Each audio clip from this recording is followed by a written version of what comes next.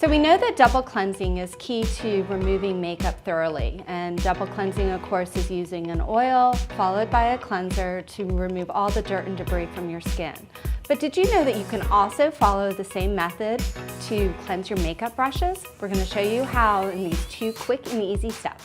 So for the cleanest brushes possible, we advocate that you follow the COSMEDIX Double Cleanse protocol. Start with Purity Solution. This oil-based cleanser is perfect as the first step in the double cleanse.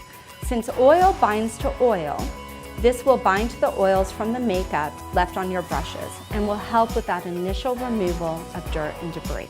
Purity Solution is a gorgeous blend of oils including olive, moringa, and argan, and is ultra nourishing as a cleanser. After you do this initial cleanse, move on to step 2, where you use Benefit Clean, which is a nice, deep, gentle cleanser. It's 100% free of harsh ingredients and sulfites, but don't let that gentle formula fool you. This is a powerful cleanser that will dig deep and whisk away the extra dirt into your makeup brushes. Plus, it will leave absolutely no residue.